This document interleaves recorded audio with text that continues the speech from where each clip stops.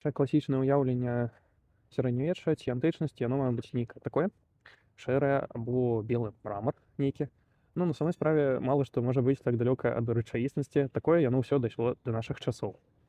На самой справе у антычнасці і ў сярэднявеччы яны распісвалі свае статуі, вось вам прыклады. Будынкі таксама звонку яны маглі ярка распісваць, унутры таксама, у тым ліку свае саборы.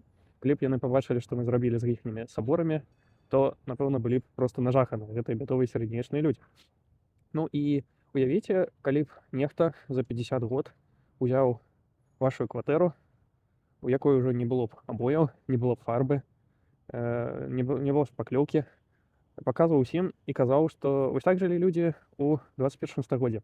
Ну і вось прыкладна тое ж самае мы зрабілі з бядовымі людзьмі сярэднявечча, з бядовымі людзьмі антычнасці, паабдзёрлі тое, як яны жылі на самой справе, і пакінулі вось тое, што вы бачыце звычайна зараз паўсюль.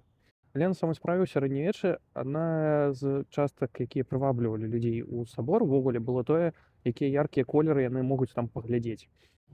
Вось вам прыклад Марыяцкага сабору ў Кракаве. Гэта ўжо дастаткова позні роспіс, бо зроблены ён Янам Матейка ў 19 стагоддзі падчас рэстаўрацыі, але ён адносна някепска адлюстроўвае тое, як выглядаў Марыяцкі сабор, прынамсі па каляровай гаме ў сярэднявеччы, але Ян Матейка, скажам так, трошкі больш адказна да сваіх фантазіяў падыходзіў, чым шмат хто з ягоных сучаснікаў.